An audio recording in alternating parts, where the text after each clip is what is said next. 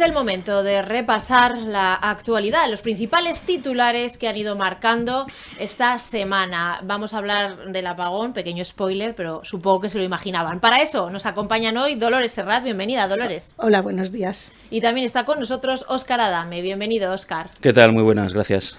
Pues como les adelantaba, el apagón es el primero de los temas que hemos preparado para hoy. Han pasado 4 días desde el gran apagón y aún no conocemos las causas. Shataka. Todavía no sabemos qué causó el apagón en España, pero los expertos ya tienen una teoría: el rol de las renovables. Las conjeturas se suceden, pero la información no llega. Naiz. No hubo ataque exterior. El apagón es producto de la codicia de las grandes eléctricas. El Mundo. 5 años de avisos ignorados sobre el riesgo de apagón por la entrada masiva de renovables. El Confidencial. Las baterías que habían evitado el apagón masivo y que España no acaba de instalar. El País. La matriz de Redesa alertó hace 2 meses del riesgo de desconexiones severas por el aumento de las renovables. ABC.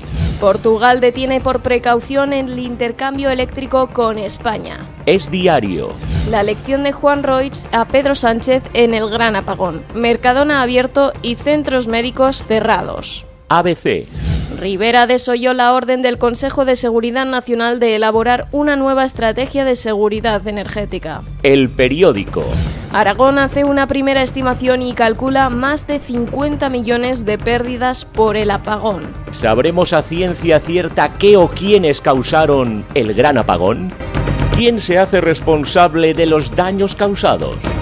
¿Asumirá alguien su responsabilidad política? ¿Puede repetirse o es un hecho aislado? Le preguntamos en primer lugar a Dolores Serrat. Bueno, pues yo voy a empezar en positivo. Yo creo que toda crisis, y desde luego el apagón fue una crisis, conlleva una oportunidad. Y la primera es que tenemos que reconocer que somos muy vulnerables. Un apagón eléctrico paralizó el país.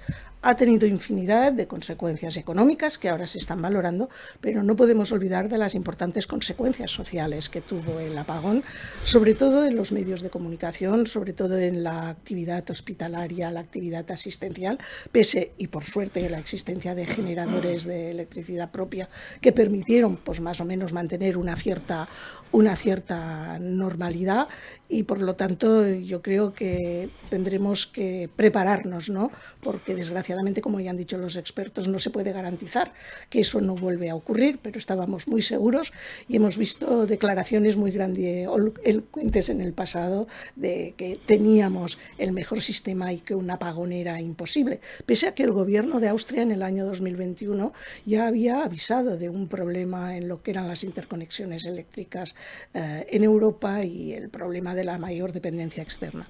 La otra cosa positiva que creo que también hay que poner sobre la mesa es la buena reacción de los ciudadanos el día del apagón.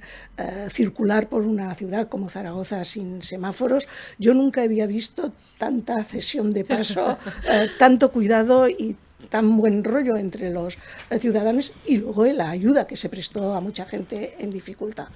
Pero sin duda, y viendo a las preguntas que se nos formulaban, yo creo que tardaremos mucho en saber qué es lo que pasó y saber a ciencia cierta quién pasó. Pero está claro que responsables y responsables políticos, haberlos, haylos.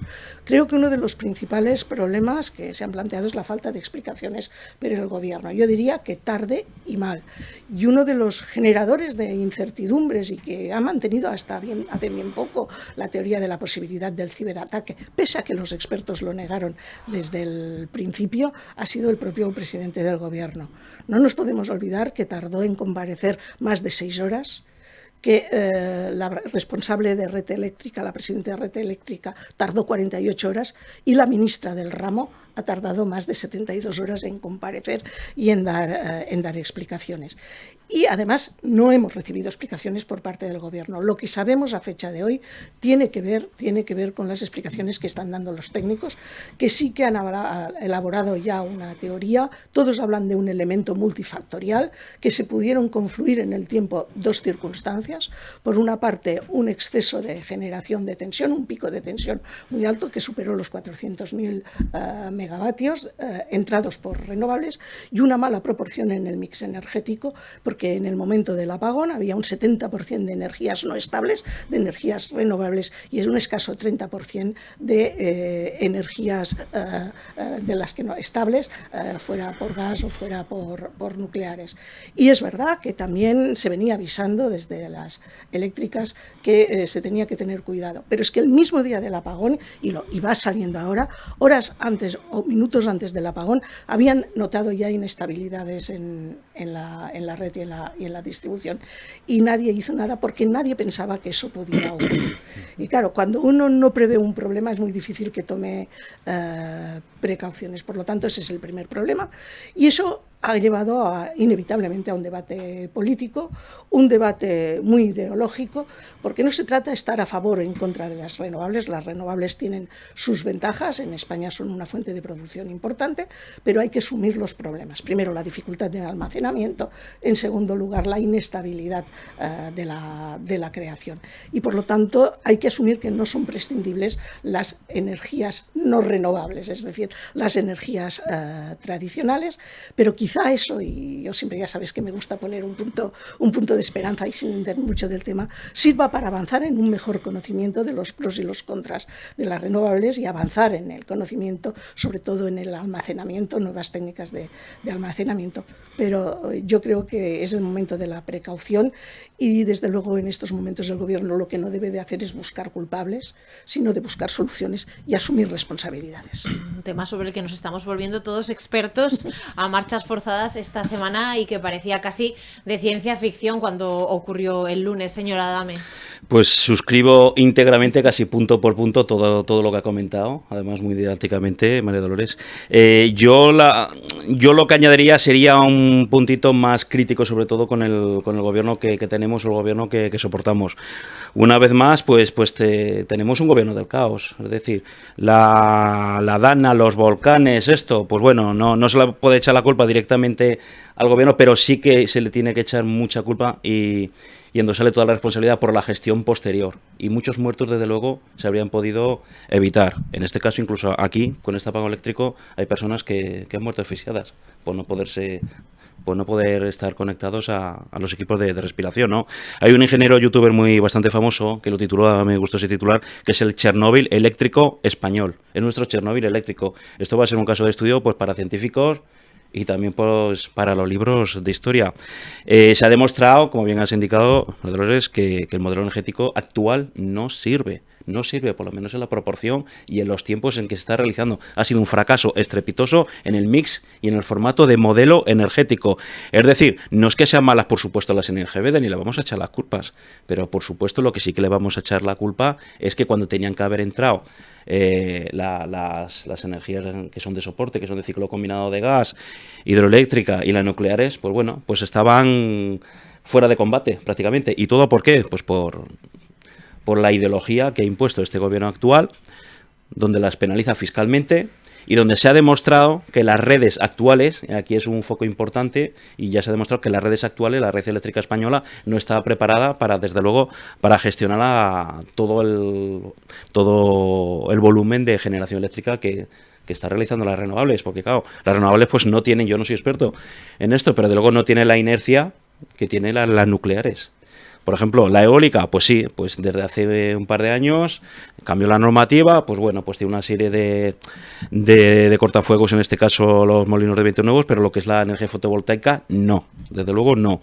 Y entonces vamos a ver, aún no sabemos las causas exactas, no sabemos si ya o nos ocultan información por evitar futuras responsabilidades, pero lo que se ha demostrado es la incompetencia. Esto es lo que pasa cuando no se escucha a los verdaderos técnicos. Se implanta la ideología sustituyendo a la propia tecnología y al sentido común. Incluso el propio presidente del gobierno hace 3 años, acusando lo que él decía textualmente en el Senado, la derecha, la ultraderecha, que no hacía más que lanzar bulos sobre apagones electrónicos, que en España no se iba a producir ningún apagón eléctrico, pues lo hemos tenido. Incluso Red Eléctrica, la presidenta, diciendo que tenemos el mejor sistema eléctrico del mundo. Es que yo creo que eso lo tiene que hacer mirar esta señora. De momento tendría que dimitir, pero por dignidad propia. Pero bueno, yo entiendo esto. Se ha creado también hasta un conflicto diplomático con nuestro vecino Portugal. En estos días, pues tiene que reunir la ministra allí de Transición Energética a Portugal, pues que es que nos está echando la culpa y con razón. Y esto es lo que pasa pues cuando un fanatismo climático que ha encarecido los costes de electricidad y de suministro, el coste energético, hemos perdido la soberanía energética y es lo que pasa, se ha puesto todo a las renovables, pero se ha postergado a la energía convencional como la nuclear. También hay otras lecciones sociales y reales que hemos tenido. Por ejemplo, si quiere implantar sí o sí lo que es el euro digital, toda la digitalización, ¿y qué ha pasado? Pues menos mal que había personas que podían tener dinero efectivo, pero quien no tiene dinero efectivo no se podía comprar ni botellín de agua ni una barra de pan. Se ha criminalizado el vehículo diésel. Bueno, pues que sepan que el diésel o los hidrocarburos son los que han salvado vidas a través de suministrar pues energía a los generadores, a hospitales, a personas. De hecho, hasta el propio gobierno se vio abocado a liberar reservas petrolíferas para un plazo de 3 días. Imagínense si ahora que quieren hacer una transición a los caros coches eléctricos, que cada uno que se compre el coche que quiera, pues si todo el parque de vehículos hubiera sido coches eléctricos, imagínense ambulancias eléctricas, que no habrían podido ni conectarse o se habrían quedado a mitad de camino. Todo paralizado. Es una auténtica irresponsabilidad donde no se ha asegurado ni el equilibrio ni la inercia en el suministro de red eléctrica. Luego hay que ser positivos. De esta, como bien ha dicho María Dolores, hay que ser positivo, hay que sacar conclusiones y hay que ya elaborar un plan de contingencia. Para empezar, el gobierno tendría que ponerse manos a la obra en elaborar un nuevo plan para una estrategia de seguridad energética, cosa que no ha hecho y no entendemos cómo no se ha hecho hasta la fecha. Tendría que tener más sentido como el gobierno cambiar la ley de cambio climático.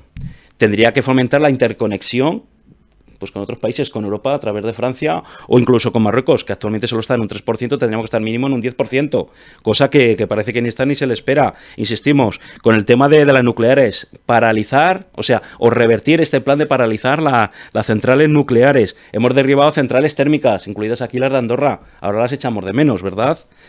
Tenemos también, pues vamos a ver cómo se gestiona el tema de los inmensos parques fotovoltaicos y qué técnicas se van a implantar para sincronizar con la red para evitar futuros apagones. Potenciar las políticas y las baterías de almacenamiento. No lo digo yo, esto lo dice decanos de colegios de ingenieros, profesores universitarios y luego el papel preponderante que debería o debe tener a partir de ahora red eléctrica. Por supuesto, cambiar los mandos, debería de fomentarse mayor inversión en redes eléctricas, modernizarlas, una mejor planificación, planes de contingencia, planes de prevención. Y me preocupa especialmente no solo las pérdidas económicas, que en Aragón, así a bote pronto, se ha estimado en 50 millones de euros, son las primeras estimaciones, que seguramente van a ser más, sino qué va a pasar con las inversiones futuras que va a haber en esta tierra. Y me estoy refiriendo específicamente a las centrales de datos. Bueno, yo lo que te iba a decir, bueno, tú has puesto muchos detalles sobre la mesa, Óscar, de lo que yo en una frase lo he resumido, la demostración de la gran vulnerabilidad, y esa vulnerabilidad precisamente se ha visto en las cosas pequeñas, la gente que no podía sacar dinero de un cajero y no tenía un euro para comprar el pan, la gente que no podía sacar el coche del garaje porque no tienen sistemas de apertura, los garajes públicos no te dejaban ni entrar ni salir, no funcionaban los parquímetros, en los hospitales el gran problema no estuvo en los quirófanos, donde los generadores podían, pero sí se cayeron los ordenadores y, por ejemplo, enfermería tenía dificultades para cumplir las órdenes médicas a la hora de la prescripción. Las farmacias que están automatizadas y sirven los medicamentos con esos robots se quedaron sin poder acceder a los medicamentos. Es decir, hay una serie de pequeñas cosas de las que uno no tiene conciencia de la gran dependencia que tenemos en esos momentos de la energía.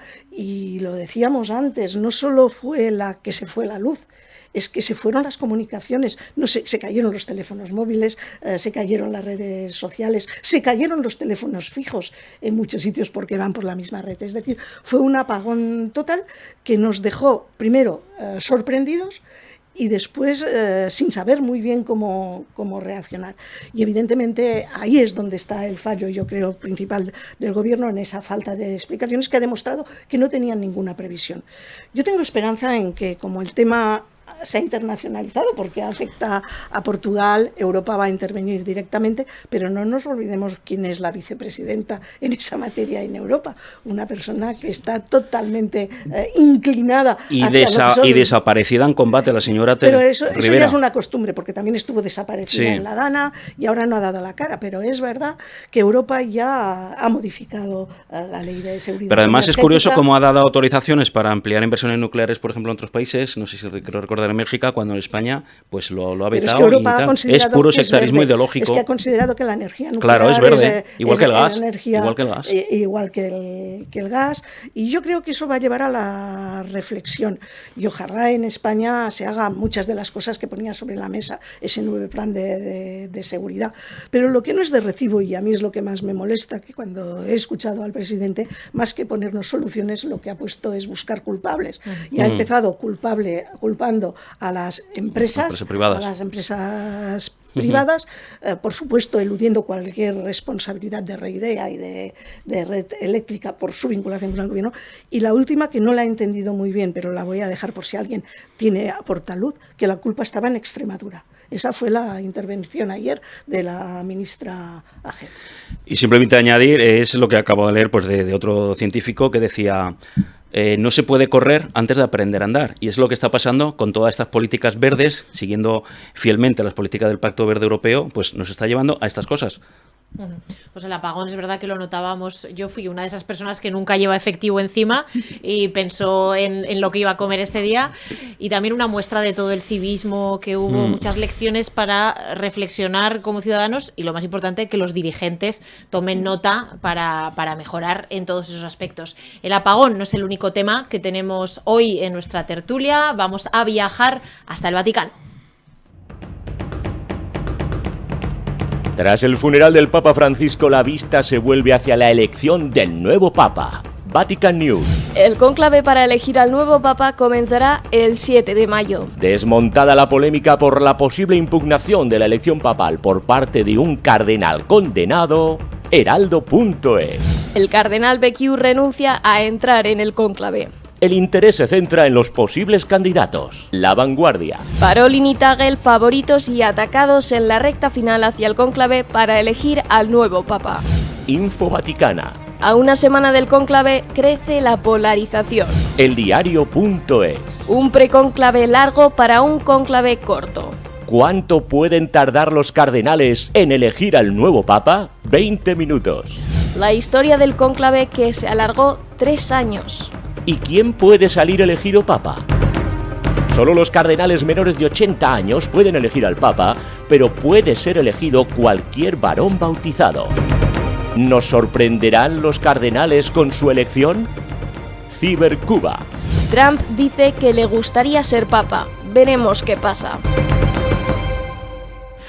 Pues esperamos no ver a Trump de Papa. Creo que es una opinión que también comparten nuestros invitados, señora Adame. Sí, no, ha sido muy buena esta imagen de Trump disfrazado de Papa. Es que también me recuerda a memes que he recibido por WhatsApp de Pedro Sánchez disfrazado de Papa también, como diciendo la broma que se iba a postular para ser Papa también. Pero bueno, la verdad que es otra, aunque esta noticia ha quedado un poco opacada por el apagón, pero tiene sus repercusiones también. Piensen que en el mundo hay más de casi 1.400 millones de católicos, es decir, que hay una masa crítica muy importante. El criterio de elegir papa, aquí como estamos viendo en imágenes, ¿no? Con 252 cardenales, de los cuales van a ser electores o van a tener capacidad de voto unos 133, 132, bueno, dependiendo de los que se presenten a última hora, o 130 cardenales. Vamos a ver, hay además de todos los continentes, ¿no? De aquí pues hay más de un tercio son de Europa. Vamos a ver de qué continente sale, que esto también pienso que puede tener su influencia, más que nada porque están creciendo el número de católicos en el resto de continentes, sobre todo en especial Asia. Hay también un dato importante, que es que el 80% de las personas de los cardenales que van a votar pues fueron elegidos por el difunto Papa Francisco. Vamos a ver si tiene una línea continuista o no. Desde luego va a tener unos retos muy importantes. Primero en seguir haciendo crecer la la masa de cristianos y de católicos en este mundo.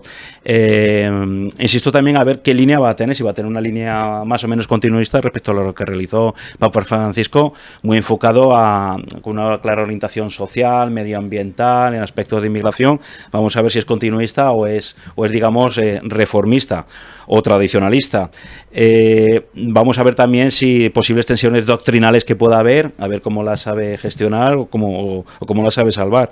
Luego también es importante a estos niveles, pues todo el aparato institucional que tiene la Iglesia Católica, cómo la gestiona, que ahí sí que debe de tener unas dotes de mando y de capacidad de gestión y de rodearse de las personas, digamos, más capaces. Luego también debe de tener un perfil muy completo, además, en el sentido de poder conciliar o reconciliar posturas más tradicionales respecto a posturas más modernas, combinar tanto lo que es la propia espiritualidad con la propia responsabilidad institucional. Es decir, muchas veces nos limitamos a imágenes en televisión con sus mensajes, pero detrás hay una labor enorme de gestión por parte del Papa que vaya a salir. Luego también las implicaciones, y estoy hablando de geopolítica y geoestratégica. Piense que tiene relaciones lo que es el Vaticano con más de 180 estados diferentes. De todos los colores, de todas las religiones, de todas las orientaciones. Tendrá que hacer verdaderos ejercicios, pues eso, para poner en valor la ética, la diplomacia y vamos a ver qué capacidad de impacto global tiene. He estado analizando, o por lo menos por encima, todo lo que la prensa nacional está hablando de papables, que le llaman, o posibles personas que podrían estar más capacitadas para ello, o los favoritos, y además hay perfiles muy, muy diferentes, muy heterogéneos. Hay personas que están muy especializadas en la diplomacia, otras personas que tienen una tradición en toda su labor de haber estado más a pie de calle. En este caso recuerdo uno brasileño que ha predicado durante toda su vida lo que son las propias favelas. Hay personas que han sido verdaderos especialistas en el arte mediar, incluso, por ejemplo, arrancar acuerdos hasta con la propia China, verdaderos especialistas en la comunicación, y luego, pues también hasta verdaderos especialistas en el ámbito jurídico. Luego también será interesante ver qué edad tiene, porque la edad media de las personas que van a elegir Papa en el conclave, pues es de unos 72 años. El más joven creo que tiene 45 o 46 años, sí. Y el más mayor, pues que tiene derecho a voto, pues inferiores a 80 años. Vamos a ver también qué edad tiene. Será todo muy interesante, Dolores. Bueno, yo creo que Óscar ha hecho un repaso a las distintas claves, pero no me voy a resistir a dar mi visión. Hombre, lo que dicen los expertos, bueno, en primer lugar, el conclave es el acto más solemne y protocolario de la Iglesia Católica, y lo que dicen los expertos es que este conclave es el más abierto posiblemente de la historia. También con una novedad, y es que es el conclave en el que tienen capacidad de voto, posibilidad de votar más cardenales. Lo normal era que siempre votaran en torno a 120, esta vez había como posibles votantes hasta 135, se han caído dos últimos, uno por cierto español, el señor Cañizares, por problemas de enfermedad, y ahora el número estaba en 133, me parece, de los cuales 108 han sido nombrados cardenales por el Papa Francisco, es decir, el 80% de los cardenales con derecho a voto han sido nombrados cardenales por el Papa Francisco. Sin embargo, cuando haces un análisis en estos momentos de los cardenales que pueden votar, he hecho una pequeña revisión y dicen que hay 69 que podrían calificarse como renovadores o progresistas, 30 y tantos que podrían ser conservadores y unos 20 y tantos que podríamos decir que serían como neutrales, que son los que podrían inclinar la balanza, porque ni los progresistas ni los conservadores dan suficiente para obtener la mayoría de 2/3 que se necesita para la elección del Papa. Pero yo creo que hay 4 o 5 claves que van a marcar ese cónclave y, por supuesto, dichas por los expertos, que yo me he intentado resumir. La primera, el perfil teológico, es decir, ese perfil más conservador o más tradicional, más una apuesta por seguir o la continuidad con el Papa Francisco o por una vuelta de paso atrás. Ten en cuenta que una de las grandes cosas que le han quedado pendientes y que más revuelo ha generado puertas adentro de la Iglesia es el tema de la sinodalidad, es decir, el tema de esa apertura hacia afuera. Otro tema importante, otra clave importante es el perfil geográfico. Toca un papa europeo, toca un papa africano, asiático, o toca otra vez otro papa. En estos momentos yo tengo hasta 7 nombres que se manejan como papables, pero ya sabéis lo que dice la tradición, que quien entre papa sale cardenal y que por lo tanto la capacidad de sorpresa es alta. Pero es verdad que Monseñor Tagle, filipino, es uno de los favoritos. Hay un cardenal de Ghana, además con un perfil muy misionero, hay 3 italianos, hay un francés, hay un húngaro, es decir, una gran pluralidad de naciones. Pero el perfil geográfico es otro elemento a tener en cuenta. Otro, si van a inclinarse por un perfil más pastoral o curial, más centrado en lo que son las diócesis, las parroquias y lo que son los fieles, o más centrado en la política vaticana. Entre los papales hay diferencias sustanciales.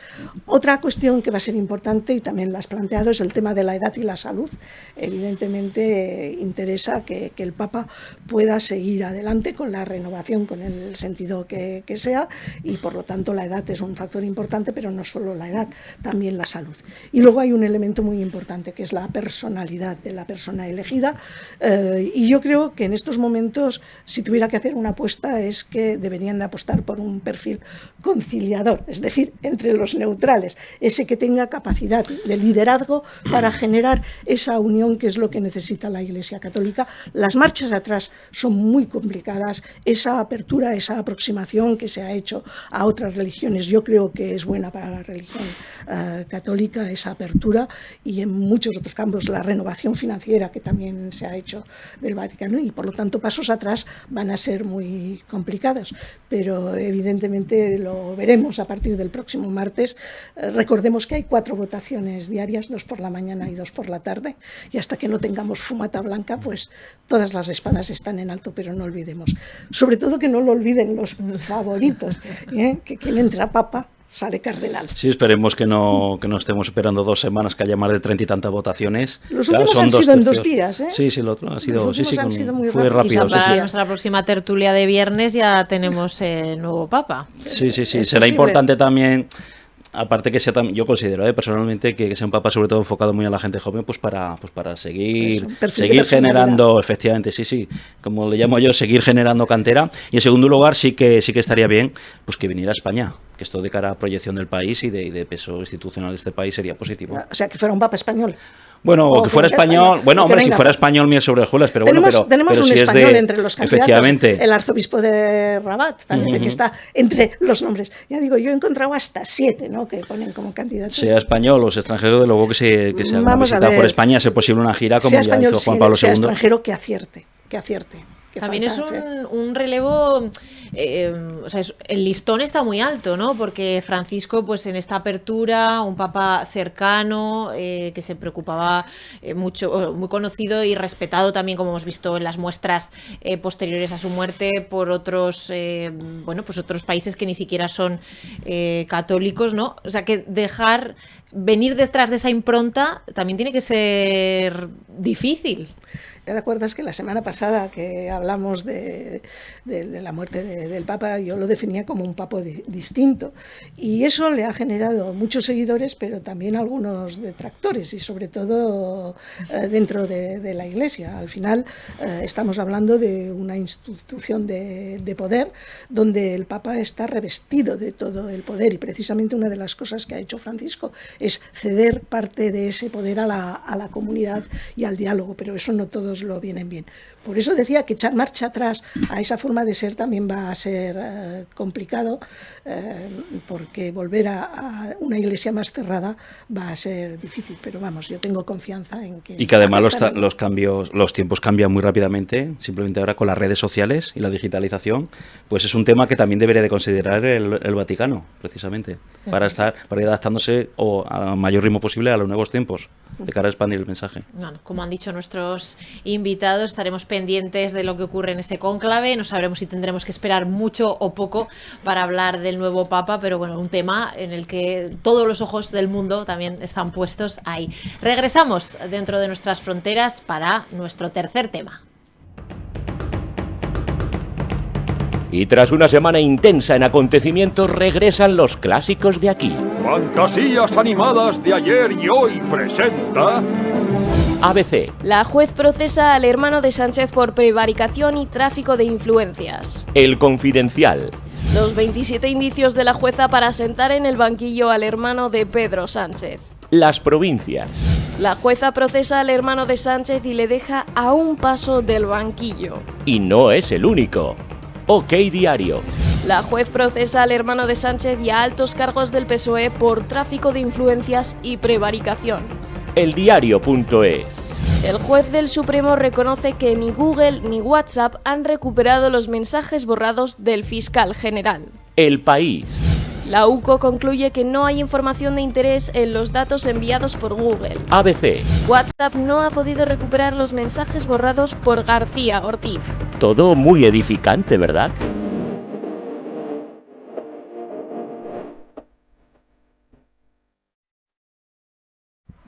Los clásicos nacionales. Dolores. Bueno, pues aquí hay que empezar diciendo que los conflictos judiciales cercan la Moncloa. No hablamos de estos dos, pero tienen algunos más abiertos. Bueno, yo te empezaré diciendo que solo hay una cosa con la que esté de acuerdo en las declaraciones del Gobierno, y es que hay que dejar actuar a la justicia. Pero esto también se lo tendrían que aplicar cuando los afectados no son la gente vinculada al Gobierno y al PSOE, porque tendrían que escuchar sus audios y leer sus declaraciones en épocas pasadas, donde a la mínima pedía la dimisión y el cese de cualquiera, aunque no hubiera ninguna prueba. Por lo tanto, sí que es verdad que hay que dejar actuar a la justicia, pero sí que es verdad que hay muchos indicios. Y yendo uno a uno de los temas, está claro que en estos momentos la juez instructora tiene claro que la plaza que le crearon para dirigir los conservatorios de música de Extremadura fue creada ad hoc, que accedió sin ningún cumplimiento de ninguno de los requisitos de los concursos, y para más INRI nunca fue a trabajar. Y la prueba la dio él mismo cuando acudía a declarar ante el juez y no sabía ni cuáles eran las funciones de la plaza que ocupaba y no sabía ni siquiera dónde estaba la oficina. Estamos en el siguiente paso, pasa de la instrucción al auto de procesamiento, y eso dará lugar al paso a la vista oral, donde tendrán. Pero ese tema no afecta solo al señor David Sánchez, afecta a altos cargos del PSOE, a más de 10 personas, entre ellas el presidente de la Diputación Provincial de Badajoz, que es además el líder del PSOE extremeño, y también afecta a un ex asesor de Moncloa, íntimo amigo de David Sánchez. Por lo tanto, hay muchas personas implicadas. Parece que el auto de procesamiento es sólido y a partir de ahí pues veremos lo que ocurre en el juicio oral. Pero más grave incluso que este es el caso que afecta al fiscal del Estado, porque eso lo que ha hecho es poner en entredicho la institución de fiscalía. Y son muchos los fiscales, las organizaciones de fiscales, porque no olvidemos que la fiscalía es un órgano jerarquizado, y cuando el máximo nivel de ese órgano, que es el fiscal general, está en entredicho, se cae como una cascada. Eso es como la de la red eléctrica. Si se apaga la cabeza, se apaga todo. Es cierto que el juez, pese a que la lectura de los WhatsApps o de los correos borrados, según el informe de la UCO, no aporta nada importante, hay muchas otras pruebas y muchos otros indicios, como son los intercambios de correos con la fiscal jefe de Madrid, donde queda claro que esa documentación confidencial relativo a un presunto acuerdo, que son frecuentes hoy en el ámbito del derecho de asunción para cerrar un proceso judicial, llega a la prensa generando un escándalo. Y llevamos un año de instrucción. Eso empezó en febrero de 2024 y estamos pues en mayo de 2025 y seguimos todavía en la fase de instrucción con muchos elementos. Está claro que estamos a un paso de que se dicte auto de procesamiento, y lo que no es aceptable es que ni dimita ni lo cesen. porque evidentemente, al margen ya de la responsabilidad legal, hay una responsabilidad política, simplemente con los indicios de suficiente envergadura como para que el Gobierno tome medidas y no dé la callada por respuesta. Es verdad que en esos momentos están callados con respecto a ese tema, con esa frase de que tiene que actuar la Administración de Justicia, con una defensa velada a la figura del fiscal general del Estado, pero evidentemente también son conscientes de que hay muchos flecos abiertos y eso no hace otra cosa que cercar a Moncloa, porque evidentemente esa filtración de un correo sensible con información de un particular tiene muy difícil explicación si no es por una explicación ideológica y política o la intención de causar daño a una persona concreta que no era otra que la presidenta de la Comunidad de Madrid, la presidenta Ayuso, intentando atacarla a través de su pareja, que no deja de ser un particular como cualquier otro. Señora Adame. Pues es que suscribo todo lo que acaba de decir, que además has hecho un repaso casi a nivel jurídico y además has tocado todas las aristas. Es decir, es otro paso más que tenemos en la erosión de la calidad democrática de nuestro país. Esto afecta a la imagen de país y bueno, tenemos un gobierno que ya se está demostrando que la corrupción y el Partido Socialista, pues bueno, pues sigue estrechando presuntamente su unión. Me preocupa porque además lo que estaba indicando de la calidad democrática, España ya ha retrocedido en varios informes de calidad democrática, estamos retrocediendo. O sea, si nos dimos una democracia que era casi un modelo único y un modelo de mucho prestigio, pues en los últimos 20 años, poco a poco se está degradando. De hecho, es el país de Europa que más se han degradado pues la calidad democrática, a nivel de corrupción, a nivel de eficiencia, a nivel de rendición de cuentas. También habría que hacer una felicitación muy especial a los fuerzas y cuerpos de seguridad del Estado, en especial a la Unidad de Coordinación Operativa de la Guardia Civil, a la UCO, y por supuesto a las jueces del caso, que han estado trabajando durante varios meses, han hecho un trabajo arduo, que es lo que va a abrir pues lo que es este procesamiento del hermanísimo, del hermano del presidente. Hay aquí, como indicaba antes, con el retroceso de calidad democrática, pues es que esto tiene varias aristas. Es el tema legal, que ahora se está en ello. Es el tema político, lógicamente, pues la oposición pues ya está encima denunciando esto. Y también es la ética, que parece que nos estamos olvidando de lo que son los valores y la ética.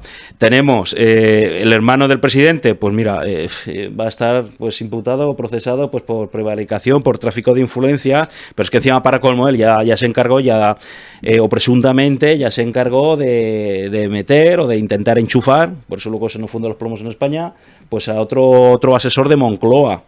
Oye, qué casualidad, pues todos los indicios están apuntando ahí, y como bien has indicado, ¿no? Pues es que no solo están esta persona, el hermano del presidente del gobierno, sino está también altos cargos de la administración y sobre todo, pues el máximo responsable del Partido Socialista y a la sazón presidente de la Diputación Provincial de Badajoz, el señor Gallardo, donde todo lo que hemos estado viendo en prensa, pues analizando todo este auto, pues han demostrado que la RPT, la relación de puestos de trabajo, se modificó exclusivamente para crear esta nueva plaza de coordinador de conservatorios o algo así creo que se llamaba. Me gustaría saber también, no sé si los sindicatos no han protestado o por lo menos no hay constancia de que hayan protestado por esto. Todos los indicios pues apuntan a que se ha creado ad hoc específicamente esta plaza a la medida. Incluso era curioso ver cómo presuntamente hasta para alquilarse un piso allí en Extremadura, hermano del presidente, vendiendo toda esta futura colocación al casero de la casa, como diciendo, pero bueno, no tienen la plaza. Es decir, son todo declaraciones pues que están apuntando y se está delatando a todo lo que se ha gestionado aquí.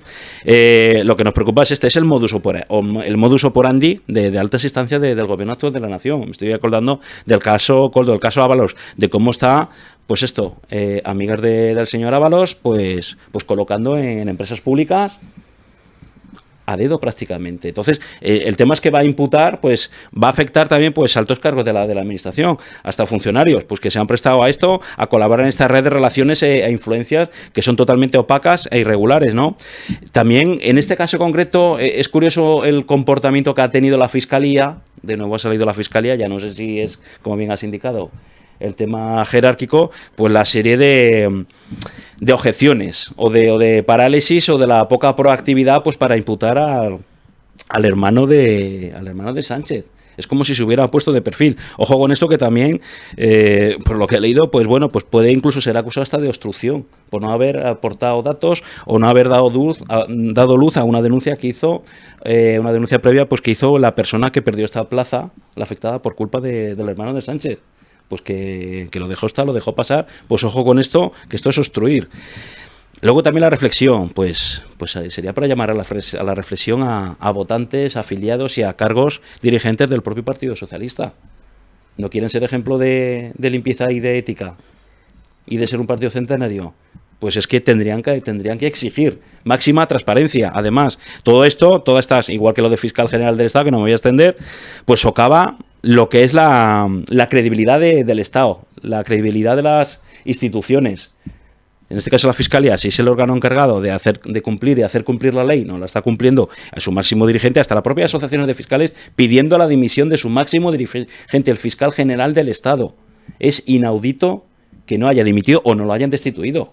Tanto monta tanto. Y se está demostrando pues esto, que la división de poderes en este país pues está muy, muy dañada, seriamente dañada.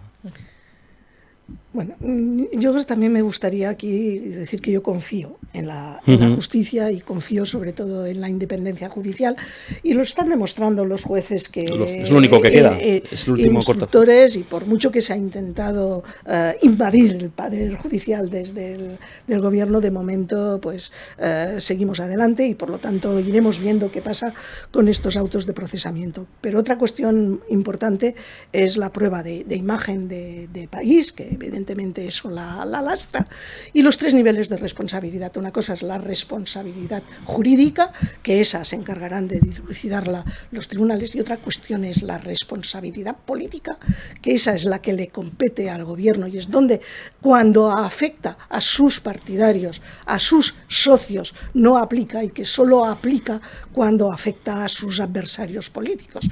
Es mucho eso de ver la paja en el ojo ajeno y no ver la paja, la viga en el propio, ¿no? Entonces, cuando estaban en la oposición, clamaban la toma de decisiones y depuración de responsabilidades políticas, y de hecho su objetivo al llegar al gobierno era la depuración del sistema y la depuración de la corrupción, y evidentemente nada más lejos de la realidad.